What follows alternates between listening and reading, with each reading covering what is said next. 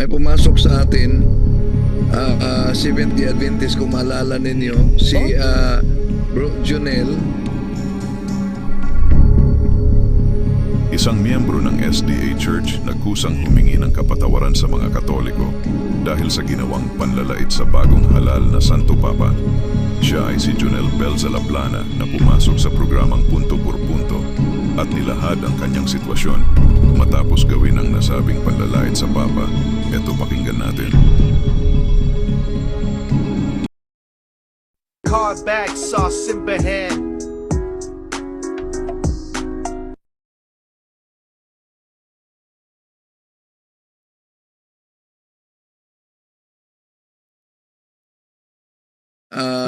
Nasa linya na kanina pa yon. Sandali, Junel Belza ito, bro? La Plana. La Plana, okay. So, Eko sa inyo. sige. Kung maalala ninyo, siya yung kauna-unahang nagiging viral yung comment niya na ang mukha ng Santo Papa ay mukhang satanista. Siya ba yun? So daming mga nag-react. Kaya nga. So ngayon, nag-live ako kanina, sabi niya na humingi siyang paumanhin sa kaniyang sinabi. At sabi ko, pasok ka sa punto por punto. Yun, kanina pa yan. Okay, sige. I-ikokos nyo. Yes, Brother Junel, good evening, bro. Una po sa lahat, gusto ko pong humingi ng tawad po sa inyo, mga Katoliko. Pag nga sinabi ko po, pastor sa ako nagsisisi sa aking mga ginawa. At dahil dun sa ginawa mo, bro, maraming nag-fire back sa iyo, no, ng mga Catholic. So, in behalf of them, pasensya din, bro, no? Siyempre, bugso ng pinalabas mong, pinainit mo na issue. Siyempre, mahal namin yung Santo Papa namin. So, marami talagang nagalit sa iyo noon at marami ding nagbigay sa iyo ng masamang sinabi. So, humihingi din ako ng pasensya para sa kanila, no? Kung nasaktan ka man, pasensya din, kapatid. Pwede po ba magtanong? Sige po, sige. Bro, itanong lang natin, sandali lang, bro. Pwede pong itanong lang, bakit siya nag-apologize? Anong nangyari ba? Nangyari kasi, Brother Angel, nakabisaya kasi yung post niya. Nung time na nahalal si Pope Leo XIV, nag-comment kasi siya o nagpalabas siya ng statement na yung Pope natin ay mukhang mukhang satanas. At dahil doon sa ginawa niya, daming mga bad na comments din laban sa kanya.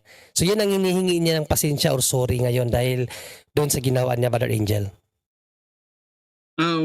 Yes, brother, kaya ba nag-sorry kayo dahil dun sa maraming nasaktan o nalaman nyo ang ano pa yung mas malalim na dahilan po doon? Marami po nasaktan tapos hindi po ako makalabas kasi lagi na lang nila akong pinagsisisi, gano'n. Feel ko lang nalaman. Tapos ang bait-bait pala ng Santo Papa. Okay, bro. So next time, bro, mag-ingat ka sa mga, lalo na sa social media, bro, dahil unang-una mayroon tayong batas about diyan, no? Yung mga libel case. So mag-ingat ka kasi pwede mong ikakulong 'yan. Dapat pag naglalabas ka ng statement sa social media, dapat yung wala kang naapakang tao para hindi hindi ka malagay sa alanganin. Tulad niyan, ngayon, hirap kang lumabas kasi kasi bro, may mga din talaga, may mga Katoliko na hindi namin makontrol yung kanilang damdamin. Hindi namin kontrol ang lahat ng Katoliko, bro, no? May mga Katoliko talaga na kapag binalasudas mo, mga balasubas din yan. Marami din ganyan. So hindi namin sila control, no? Maigi ang ginawa mo. Ngayon pag nakita nila, at least kahit paano mahupa mo yung mga galit nila. No? So next time mag-ingat ka kahit na magkaiba tayo ng pananampalataya, huwag tayong magpersonalan. No? Huwag nating personalin ang bawat isa. At sa Biblia rin, bro, sa Bible nga, Ecclesiasticos 7:29 nga, bro, Junri. Sige, delikado yan. Para biblical para mas natin. Putos na yung mga pari ng Diyos, hindi mo pwedeng anuhin. Ecclesiastico, Ecclesiastes. Ecclesiastico, tingnan nga natin. Ecclesiastico. Okay, Ecclesiastico 37? 7:29. 7:29. Okay. Ito ang ating mababasa. Igalang mo ang Panginoon ng buong puso at igalang mo ang kanyang mga pari. Ayan, napakalinaw yan. Tapos awit 105:15, biblical po 'yan, no? Awit Delikado ka, 105:15, awit 105:15. 15. Ito naman ang sinasabi sa awit 105:15. Ang sabi ng Diyos, di dapat apihin ang kaniyang hinirang. Ang mga propetang mga lingkod niya ay hindi dapat saktan. Sa Ayan. panahon ngayon, kapatid, no, ang pinakahuling propeta natin si Apostol si John the Baptist, and then si Jesus Christ. And then si Jesus Christ, binigay niya yung pagkapropeta niya, lahat ng mga turo, no, hanggang sa kay San Juan, kung ano yung mangyayari sa future, sa kaparian.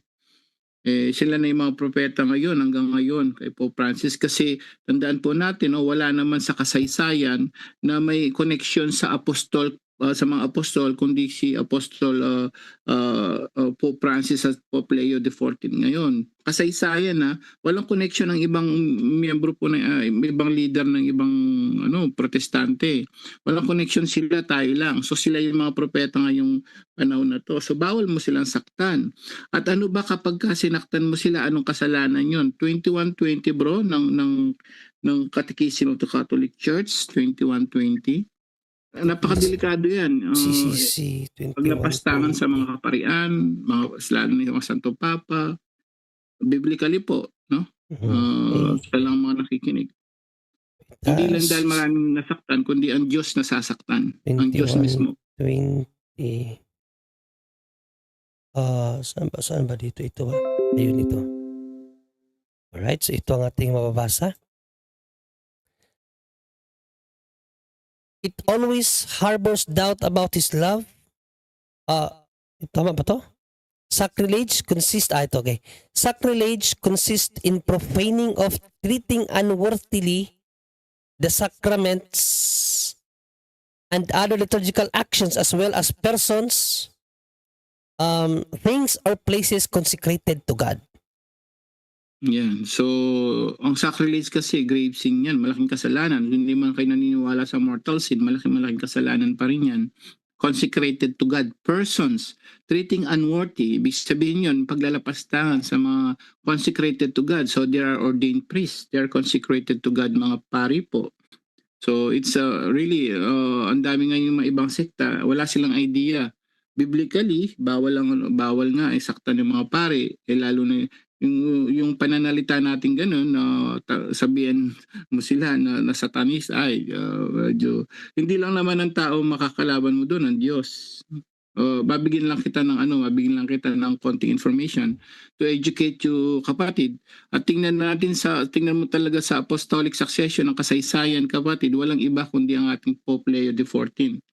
267 popes from Apostol Pedro talaga. Kasaysayan na, tingnan mo yan sa list of popes.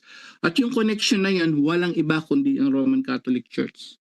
At ang mga apostol na yan, nasa mga Roman Catholic Church sa simbahan talaga, ang mga labi nila. Nasa simbahan talang Katoliko, wala sa ibang sekta. So, doon pa lang makikita natin, from the Bible until now, connected ang mga apostol natin, bawal daw nasaktan o kahit anong mga paninira sa kanila. So I just want to educate you po, brother, no? So maraming salamat po sa pag-apologize. Apologize accepted po. Sige, bro Junry. Yes, okay, Brother Junel. Go ahead, bro. Tanungan po ako, Sige po, bro. kung po sa Sabat, ano po ba talagang tunay na Sabat? Sabado o Linggo? Bro, ganito, no? Ang Kristiyano, bro, ang Sabat ng Kristiyano talaga, Linggo na yan. Hindi na yan Sabado.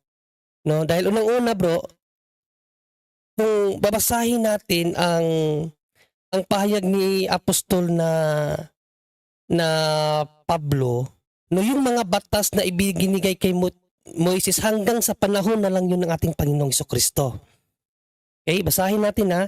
Sa Galatia 3, Galatia 3,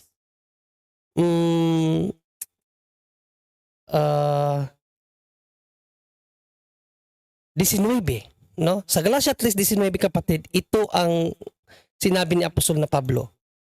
Kung ganoon, ano ang silbi ng kautusan? Idinagdag ito upang maipakita kung ano ang paglabag at may bisa ito hanggang dumating ang anak ng pinangakuan. Hanggang kailan lang daw dumating hanggang kailan lang daw ang bisa ng kautusan kapatid? Hanggang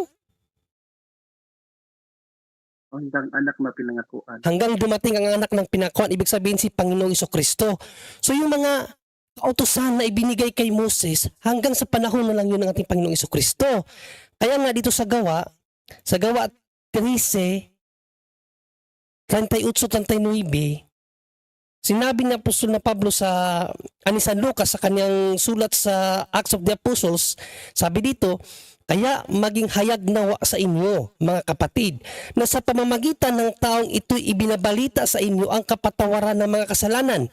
At sa pamamagitan niya, ang bawat nananampalataya ay naaring ganap sa lahat ng mga bagay. Na sa mga ito'y hindi kayo aariing ganap sa mga pamamagitan ng kautusan ni Moises. Wala nang kaganapan sa kautusan ni Moises. Bakit? Hanggang doon na lang yun sa dumating ang ating Panginoong Jesucristo. Sabi ni San Pablo, ang kautusan may bisa lang hanggang sa dumating ang anak na pinangakuan. Ibig sabihin sa ating Panginoong Jesucristo. Kaya sa Hebrews 4:8-9, nagsabi si Pablo ng isa pang araw. No, in Hebrew 4:8, ang sinabi ng Apostol na Pablo ito, sapagkat kung ibinigay sa kanila ni Josue ang kapahingahan, ay hindi sana niya sasalitain pagkatapos ang ibang araw. So si St. Paul may binabanggit na ibang araw. No? Sa 9, may natitira pa ngang isang pamamahingang sabat ukol sa bayan ng Diyos. So mayroon pa daw natitira na pamamahingang sabat. Ano yung natitirang pamamahingang sabat? Kung babalikan natin sa 8, ibang araw. So hindi yan Sabado, bro, kasi ang Sabado hindi yan ibang araw. Kung Sabado pa yan, dapat sinabi dyan parehas na araw. No, sa English dyan other day, hindi the same day. Ano ang other day? Babasahin natin sa King James Version to. Sa King James Version dito ang sabi ganito, for if Jesus had given them rest, then would he not afterward have spoken of another day? So merong another day para sa natitirang Sabat, no, para sa natitirang remnant rest or natitirang Sabat, mayroong another day. Tanong ko sa iyo kapatid, ano ang another day ng Saturday? Sagutin mo. Ha? Linggo. Kaya nga dito sa Acts 20 verse 7, napakalinaw, anong araw naggagather ang mga apostol? O basahin natin dito sa King James Version muna. Anong sabi sa King James Version? And upon the first day of the week, when the disciples came together to break bread. Okay? First day of the week sa the Living Bible kapatid, on Sunday we gathered for communion service. Anong araw sila nagagather for communion service kapatid? Sunday. Why Sunday? Bakit Sunday? Kung babalikan mo ang sinabi ng Apostol na Pablo sa Galatia 3:19, sa magandang balita, ang kautusan na dumating galing kay Moises may bisa na lang hanggang sa pagdating ng ating Panginoong Jesucristo. So, after kay Panginoong Jesucristo, wala na bisa yung Sabado. Wala nang bisa Brother yun. Ray, Yes, Brother Wendell. mag-share audio ko. Sige bro. Brother Ray. Sige, Di ko sige. maka-share Ayun. audio. Ate Ed, ano mo na Ate Ed? Ito na, ito na. Okay na, sige. Pwede na. Dahil may gusto akong sandali. Okay na ba? Wala ka pang plinay bro. Wala pa kami marinig. Sandali lang. Nagkamali yata. Document, share audio. Ito pala. Okay. So ito. Okay. Para sa katanungan sa ating kapatid, may gusto akong parinig yung mismong pastor niya. Bakit? Sa aklat ninyo na The Almost Forgotten Day by Mark Finley, ito ang sabi sa pahina 95. Mabasa, kung may kopya ka, mabasa yan. Makita ninyo. Does the New Testament teach that the disciples worshipped on the first day of the week? Answer. It is often stated that the disciples and the early church kept the first day of the week holy in honor of the resurrection of Christ. Now, kahit sa libro ng Seventh-day Adventist, nilinaw na Sunday was kept holy from the time of the apostles. Paano ito pinasinungalingan ni Pastor SDA Pastor Dison? Di daw umano totoong mabasa ang ginagamit ko na aklat sa SDA. Ito, pakinggan ninyo ha. Ito pa, isa pang tampered ni Talibong. Sabi ni Talibong, si Mark Finley daw, ang siya pong may sulat nito. Okay? sabi daw ni Mark Finley, does the New Testament teach that the disciples worship on the first day of the week? Sabi ni Mark Finley daw yan. Sagot din daw ni Mark Finley, ito, it is often stated that the disciples and the early church kept the first day of the week holy in honor of the resurrection of Christ. Na mga kapatid, napansin niyo po ba na yung ginawa ni Talibong, ang honor niya mga kapatid, dalawang N. Talibong, ang honor do, isa lang. Dalawang Nakita N niyo daw. yung publish niya mga kapatid. Oh. Pinakita niya. Sabi ko, tampered. Bakit? Kasi pati spelling, mali-mali. Ang ginawa ni Talibong ngayon, ipinakita niya talaga yung mas malaki. At ipinakita na nga ni Talibong, kapatid, ito na yung buo. Oh, pero mapansin mo dito sa magazine ni Talibong, nagawa-gawa niya lang. Bakit? Sabi niya, page 95 yan. Ito yung mga kapatid, page 95. Pero mga nasa magazine na ito or sa librong ito, nasabi niya kay Mark Finley daw ito galing, kay Mark Finley daw ito, pero si Talibong ang picture na nandito. Mapasin niyo mga kapatid, mga kaibigan. Oh, yun. Ang ginawa niya, nag-screenshot siya sa aking channel. Natural, sa channel ko, merong marker na yung naghawak ako ng cross.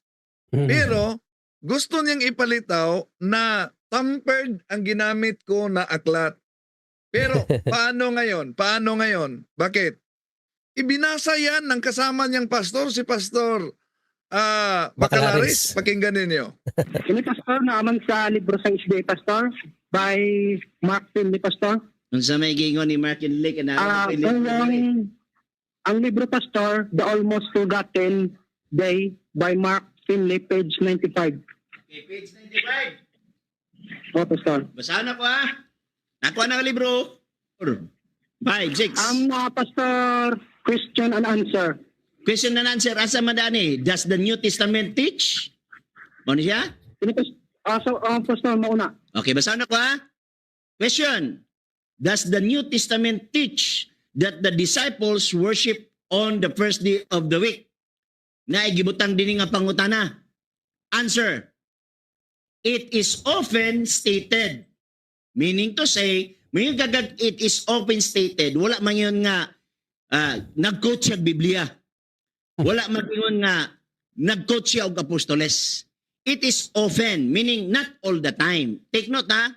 It is often but not all the time. Ano ba? Sablay. It is often, not all the Sablay. time. Disciples and the early church keep the first day of the week holy in honor of the resurrection of Christ. Antay ha? Oh, yan. Madalas nga tapos not all the time. Ano ba yun? Ayun. It is often, Not all the pagkatapos time. sinabing Not all the time. Madalas na nga. Dapat mag-aral muna to sa ano, bro. Ha? Ano ba yung it is often? Madalas. Ha? Madalas nga. Pero gusto pang lulusot. Ha? Palang sablay Not na. all the time. Pero ang punto dito ay ganito. Nabasa ko na kahit sa kanilang aklat, malinaw ang sinabi. No? Malinaw ang sinabi ng kanilang aklat. Thus, the New Testament teaches that the disciples worshiped on the first day of the week? Answer. It is often stated that the disciples and the early church kept the first day of the week holy in honor of the resurrection of Christ. Anong sabi ng isang pastor? Ang sabi ng isang pastor, tampered. Inampered ko daw. Oh, meron siyang paliwanag. Para lang to establish doubt. Ang palusot, tampered. Paano niya i-reconcile yung sinabi niyang tampered dahil di daw mabasa sa tunay na aklat nila, binasa sa kasama niyang pastor. No, sablay. O, ayan. Nandyan sa kanilang aklat yan. Balik sa inyo, bro. Ayun, maraming salamat, Brother Wendell. So, bro, Jonel? Opo. Yes, bro. So, ano ang tingin mo na yung dalawa mong pastor na pinaniwalaan niyo, sikat na mga pastor niyo, nagkakontra ng pahayag? Yung isa, hindi daw sinulat, pero yung isa, binasa pa niya. Ano tingin mo kaya yung ganun? Mali-mali pa grammar, bro. Ano ba? Mag-isip-isip ka. Sinabi na nga doon sa libro niyo na often, It is often. tapos sabihin po na hindi daw madalas. Madalas na nga often nga madalas nga Mali na kagad. Bro Jonel? Ang alam mo bro, ang ma-advise ko sa iyo no, kasi tandaan mo palagi bro na yung Sabat, kasi yung tanong mo sa Sabat, ibinigay yun na kautusan para sa mga Hudiyo, hindi sa mga Kristiyano. Yan ang palagi mong isipin. Tandaan mo, hindi ka Hudiyo, hindi kayo Hudiyo, bakit kayo magpaka-Hudiyo? Alam mo ba na ang sino mang nagpasailalim pa sa mga batas ng Hudiyo ay nasa ilalim ng sumpa? Sabi ni San Pablo. Kung babasahin mo ang Galatia bro 3, ang mga kaya nga tayo tinubos no? Sa Galatia 3:11, basahin ko para maunawaan mo, no? Para makalabas ka diyan sa paniniwala na man-made lang yan. Man-made lang yan bro. Ginawa lang yan ni Ellen G. White. Before sa panahon ni Ellen G. White bro, walang nagsasabat ng Saturday. Kasi kahit si Ellen G. White, yung sabat nila noon, Sunday. Nung nag-aral na sila ng Biblia, nakita nila yung Sabado, saka pa lang sila nagsabado. Pero before that time na nagpakapropeta siya, Sunday yung sabat nila. Kumakain pa nga sila ng baboy. Nasa aklat niyan. Nabago lang yung pananaw nila nung nag-aral sila ng Bible. Bakit nabago yung pananaw nila? Kasi wala silang tagapagturo. Mahirap mag-aral ng Bible na walang tagapagturo. No, kasi kung babasahin mo sa Biblia, si Panginoong Hesus nagpadala ng tagapagturo ang simbahan, 'di ba? Sa Mateo 28:18 hanggang 20, sinabi niya, "Humayo kayo sa lahat ng mga tao, turuan niyo sila." So may tagapagturo. Turuan niyo sila sa mga itinuro ko sa inyo. Sino yun? Si Ellen G. White ba yun? Hindi. Ang simbahan yun. Wala pa si Ellen G. White. Andyan na ang simbahan. At sino ang namumuno sa simbahan? Mga kaparian. Kaya nga may Santo Bro, Papa ang sinabihan nun, mga pari. Si Apostol Pablo, pare, hindi niya alam. Bakit hindi niya alam?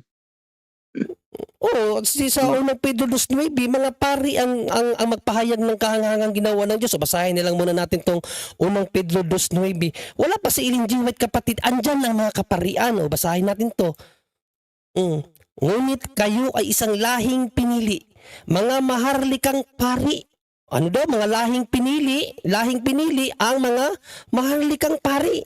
Isang bansang hinirang, bayang pag-aari ng Diyos, pinili upang magpahayag ng mga kahangahangang ginawa niya. Mga pari ang binigyan ng task, no? Ng Diyos na gumawa sa mga pagpapahayag sa lahat ng ginawa ng Diyos. So paano mangyaring si Ellen G. White?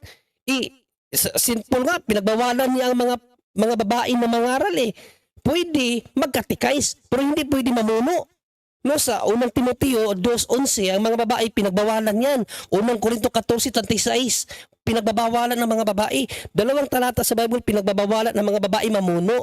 Pwede Ibigay mo, mag-preach. bro. Bro, hindi pwede Ibigay mo, mamuno. hindi niya alam yan. Oh, Hindi sige, niya alam. bigay natin sa unang Korinto 14 muna. Unang Korinto 14, para makita mo kapatid, no? 1 Corinthians 14:36, pinagbabawalan ng mga Hindi. babae. Hindi yan binabasa sa inyo, kapatid. Mm. Tinatago yan sa inyo. Sa 35 pala. Oh, dito sa 35.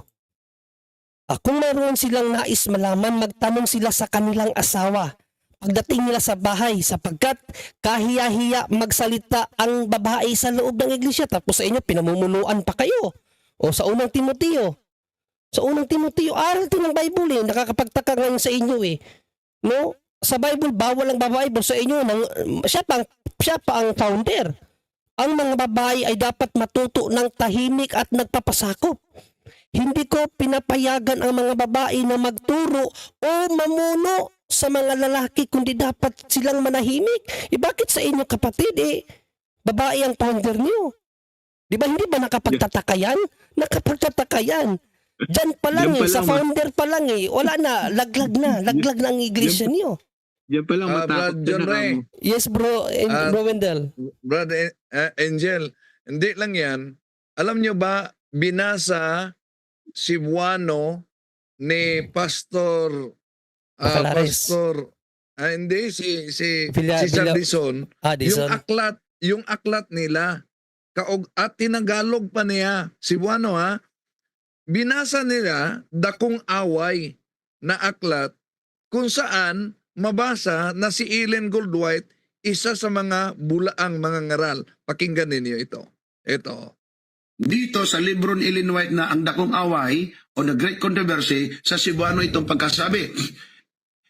Gitagna kini ni Jesus sa kasayuran ng isyu bahin sa tagna sa nahimong labing dako nga pagsuta alang kanila sa katapusan mga adlaw.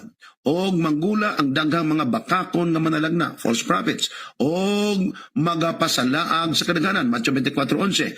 Alang sa dugang nga pagpasanto, gihatag sa Dios kini nga mga pulong ngadto kang Juan nga hinigugma dili ninyo tuuhan ang tanang espiritu. Apan sulayi ninyo ang mga espiritu kung iya ba kini sa Dios. Kay daghang bakakon nga manalagna namang manungha sa kalibutan. Uno 1:4-1. Hinuon lakip na si Ellen White.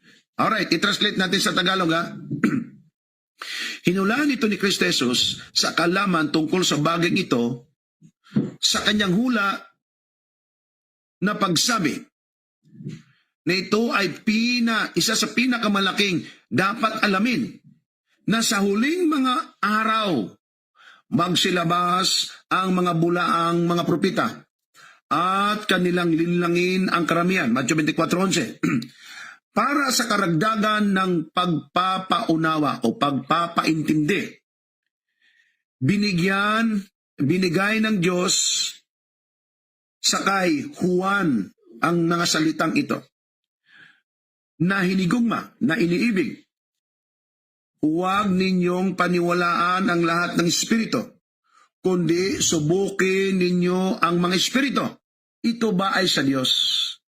Sapagkat maraming mga bulaang mga propita na magsipaglabas sa sanglibutan ito. 1:4. Kalakip niya ni si Ellen White. Nako, nasa aklat nila yan. Sino daw ang bulaang propeta? Nasa aklat nila, kalakip na si Ellen White.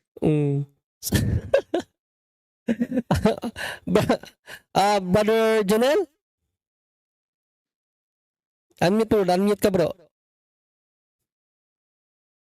Unmute mo. Unmute mo. Ayan. Unmute mo naman, ulitin mo. Unmute mo ulit. Yeah, hello bro. So, ano sa tingin mo bro?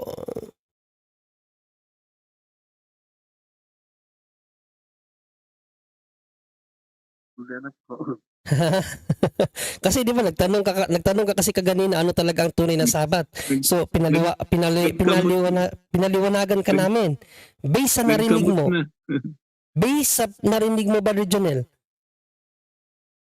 Sa tingin mo ba Ngayon ko tama ba yung pinaliwanag namin sa iyo o mali? Ibiblia naman 'yon. po, ngayon ko na ano na kasi na ano yung ano no. Kasi kapatid, no, sabi ko nga kaganina bro, no, sa aral ni San Pablo bro, yung mga nagpatuloy pa sa paniniwala ng mga Hudiyo nasa ilalim ng sumpa, no? Nasa ilalim ng sumpa. Kung babasahin natin sa 3 11 ba 'yon? Sa 3:11 no ng Galacia, ito ang ating mababasa, no? Malinaw na walang taong pinapawalang sala sa paningin ng Diyos sa pamamagitan ng kautusan. Malinaw yan ha. Walang taong pinawalang sala sa paningin ng Diyos sa pamamagitan ng kautusan. Ngayon kung kayo, puro pa rin kayo nagdidepende sa kautusan ni Moises, ibig sabihin hindi kayo pinawalang sala. No? Sapagkat sinasabi ng kasulatan, ang itinuturing ng Diyos na matuwid sa pamamagitan ng pananampalataya ay mabubuhay. So sa pananampalataya na tayo ng Panginoong Jesucristo mabubuhay, hindi na sa pamamagitan ng kautusan na ibinigay kay Moises. O patuloy natin, ang kautusan ay hindi nakabatay sa pananampalataya. So magkaiba ang pananampalataya natin sa Panginoong Jesucristo bro sa kautusan na ibinigay kay Moises. Sapagkat sinasabi ng kasulatan, ang tumutupad sa lahat ng itinatakda ng kautusan ay mabubuhay sa pamamagitan ng mga ito. Ibig sabihin, kung pinipilit niyo yung kautusan ni Moises, dapat lahat ng kautusan ni Moises, sundin niyo, ipuros patay doon eh. May malabag ka lang na isang batas ni Moises, papatayin ka. Kasi nga, ang lahat ng tumutupad sa itinatakda ng kautusan ay mabubuhay sa pamamagitan ng mga ito. Ibig sabihin, under kayo sa curse. Under sa curse. O sa 13, basahin natin. Tinubos tayo ni Kristo mula sa sumpa ng kautusan. The reason why Christ died on the cross, dahil sa sumpa ng kautusan na yan. Nang siya ay isinumpa para sa atin sapagkat nasusulat, isinumpa ang bawat binibitay sa punong kahoy. Ibig sabihin, instead na yung tao ang bibitayin sa krus, inako ni Panginoong Jesucristo. Lahat ng tao na sumusunod sa mga kautusan, no, dapat ipako sa krus, pero si Panginoong Jesucristo ang gumawa niyan. Bakit? Ginawa ito ni Kristo upang ang mga pagpapalang ipinangako ng Diyos kay Abraham ay makamtan din ng mga hintil. Tayo, mga hintil tayo. Mamaya babasahin natin ano yung pangako na yan. Sa pamamagitan ni Kristo Jesus at sa pamamagitan ng pananalig ay matanggap natin ang Espiritong ipinangako ng Diyos. No? So napakalinaw dito na mayroong pagpapalang ipinangako kay Abraham na makamtan din ng mga hintil. Tayo, mga hintil tayo. Kung ibabalik natin ito sa 8, sabi dito, o sa 7 muna, kung gayon, sa 6, tulad ng nangyari kay Abraham, sumampalataya siya sa Diyos at dahil ito siya itinuring ng Diyos na matuwid. Sa paanong si Abraham ay itinuring na matuwid ng Diyos? Sa pananampalataya, no? Tandaan natin, mas nauna si Abraham kay Moises. Wala pang mga batas dito, sumampalataya siya, itinuring siyang matuwid. Okay? Kung gayon, maliwanag na ang mga nananalig sa Diyos ang mga tunay na anak ni Abraham, hindi pala mga Hudiyo. Yung mga nananalig, yung mga nanampalataya sa Diyos, ang mga tunay na anak ni Abraham, hindi yung mga sumusunod sa utos ni Moises. Bago pa ito mangyari, ay ipinahayag na ng kasulatan na mapawawalang sala ng Diyos ang mga hintil sa pamamagitan ng pananampalataya, kapatid, hindi sa kautusan ni Moises. No? Ang magandang balitang ito ay ipinahayag na kay Abraham sa pamamagitan mo'y pagpapalain ang lahat ng mga bansa. Napakalinaw dyan. Pawawalang sala ng Diyos ang mga hintil sa pamamagitan ng pananampalataya. No? Mapawawalang sala ng Diyos ang mga hintil. Tayo, mga hintil tayo, hindi tayo mga Hudiyo, sa pamamagitan ng pananampalataya. Kabaliktaran yan sa sinabi sa 11. Sa 11, walang taong pinapawalang sala sa paningin ng Diyos sa pamamagitan ng kautusan. Magkaiba yan. Kung ang paniniwala mo, ikaw na hintil, hindi Hudiyo, nandun ka nagdidepende sa kautusan, hindi ka ipapawalang sala ng Diyos. Paano ka maliligtas? Diba? Napakalinaw dito sa 6 hanggang 8 na yung mga sumampalataya kay Abraham sa 7, kung gayon maliwanag na ang mga nananalig sa Diyos ang tunay na mga anak ni Abraham. Napakalinaw yan. Ipinahayag ng kasultan na pawawalang sala ng Diyos ang mga hintil sa pamamagitan ng pananampalataya, kapatid. No? Kaya nga sa 19, sabi uli sa 19, ano ang silbi ng kautusan? Idinagdag ito upang maipakita kung ano ang paglabag. Yan lang ang kadahilanan bakit may mga kautusan doon sa panahon ni Moises. Para maipakita kung ano ang mga paglabag. At may hangganan Kailan ang hangganan? At may bisa ito hanggang sa dumating ang anak ng pinangakuan. Hanggang doon lang pala sa Panginoon, kay Panginoon Jesucristo. Bakit pinagpapatuloy pa ni Ellen G. White? Tapos sinunod naman. Di ba? Bakit niya pa sinunod yun? Hanggang doon lang sa panahon ni Panginoon Jesucristo. Kasi nga, lahat ng mga sumusunod doon, kapatid, lahat ng mga sumusunod doon sa utos na yun, under sa curse. Kasi kung babasahin natin sa Old Testament, ang hindi sumunod sa batas ng Diyos na ibinigay kay Moises, under sa curse, papatayin, bibitayin.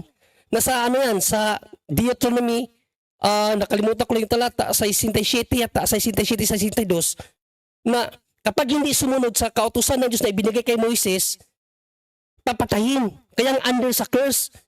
Kaya nga nagpakamatay ang Panginoong Jesucristo para mawala yung curse na yun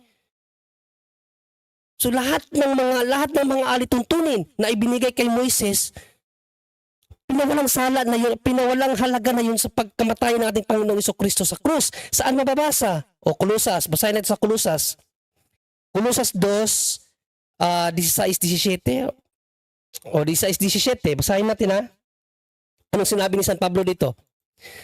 Kaya't wag na kayong magpapasakop, wag na daw magpapasakop pa, address to sa mga Kristiyano. Kaya't wag na kayong magpapasakop pa sa anumang alituntunin tungkol. Wag na daw magpapasakop sa alinmang alituntunin. Anong mga alituntunin? Tungkol sa pagkain. Di ba? Sa mga Hudyo, daming bawal baboy, bawal pasayan, bawal lahat. Pero sabi ni St. Paul, wag na magpapasakop sa mga alituntunin na yan. Ano pa? Inumin. Wag na magpaalipin sa mga ganyang uri ng utos. Tungkol sa mga kapistahan. Ito pa, sa bagong buwan o sa araw ng pamamahinga. Huwag na raw magpasakop sa araw ng pamamahinga Huwag nang magpasakop sa anumang alituntunin. Bakit? Sa mga Hudiyo lang yan. Mga Kristiyano na tayo. Anong sinabi sa 17?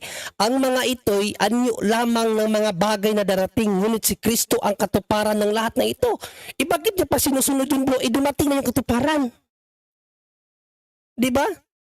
Anyo lang pala yun Anino lang yun ng darating. Dumating na yung katuparan. Bakit doon pa kayo? Anino lang yun. Nakuha mo? Diba? Kaya nga, sa panahon ng ating Panginoong Jesucristo, anong sinabi nating Panginoong Jesucristo sa kanyang mga alagad? Turuan mo sila. So, sabaga, may pinapaturo ang ating Panginoong Jesucristo na hindi katuruan ng mga Hudyo. Turuan mo sila sa lahat ng mga itinuro ko sa inyo, Mateo 28, 18 hanggang 20. Ibig sabihin, ibang katuruan na yun. Hindi na yung katuruan na ibinigay kay Moises. Kasi ang purpose lang nun, sabi ni San Pablo sa Galatia 3:11, ang 19 pala, ibinigay ang kautusan na yun para malaman kung ano yung mga paglabag. Kasi nung panahon nila, hindi pa alam ng mga Hudyo kung ano yung mga nilalabag nilang kautusan. Kaya binigyan sila ng Diyos ng kautusan na ito ang mga bawal. Pero hanggang sa panahon lang yun ng ating Panginoong Jesucristo kasi siya ang katuparan sa lahat ng nakasaad sa Old Testament. Sa panahon natin ngayon, wala ng Sabat na Saturday. After ng Panginoong Jesucristo na siya ay muling nabuhay at siya ay umakyat sa langit, wala ng mga apostol, bro, na pumasok sa sinagoga para magsabat. Wala nang ganon. Pumapasok na lang sila ng Sabat para makipagdebate. Ang araw na nagtitipon ng mga apostol para sa kanilang communion service, according sa Acts 20 verse 7, Sunday or first day of the week. Yun ang kanilang yun ang kanilang araw ng Sabat sa araw sa panahon ng mga Kristiyano, bro. Hindi na Saturday. Kaya wag ka nang magpauto diyan sa aral ng mga SDA, bro. I-on mo yung mo, bro, yung mic mo kasi nawala na naman yung mic mo. Wait lang, nawala yung mic mo eh. Oh. Asan ba yung ba't nawala yung mo? Wait lang, hanapin ko muna yung mo. Ayun, Jonel. No, Jonel. Ayan. Wag kang mag-off, bro, para hindi ma-off yung mic mo. Pinutin mo, bro. Brother Jonel? Opo. So, may mga tanong ka pa ba? Salamat po sa pag-unaw mo po. Ngayon ka lang ba nakarinig ng ganitong explanation, bro? Kawawa kayo, no, kasi ang mga ngaral nyo kasi binubulag kayo, no? Binubulag kayo. Tandaan natin ang sabi ni Bro, Panginoong syempre. Kristo. Yes, Brother Wendell. Pwede siya sa susunod na makapasok pa rin para sa ibang mga katanungan, bro. Yes, John yes, bro. Oh. Kasi 11:22 na kasi, Brother Jonel, no? Well, unang-una, bro, magpasalamat kami sa iyong pagpakumbaba, no? So welcome ka, bro. Welcome ka dito next time sa Tuesday.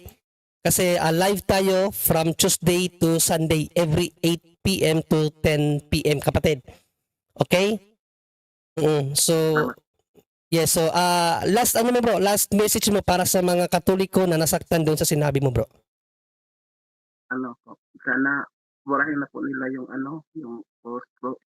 Nagsisila po talaga ako. Kilangin, bro.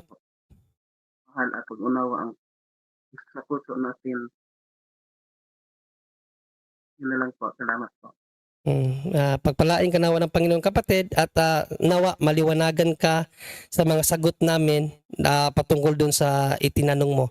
Huwag kang mag-alala, ipapakalat ni Brother Wendell itong video na ito at ang punto por punto rin na humihingi ka ng kapatawaran sa lahat ng mga Katoliko, sa lahat ng mga nasabi mo against sa amin pong Pangulo.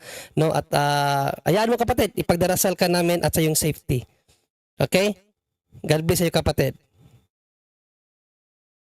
Card back, sauce in hand.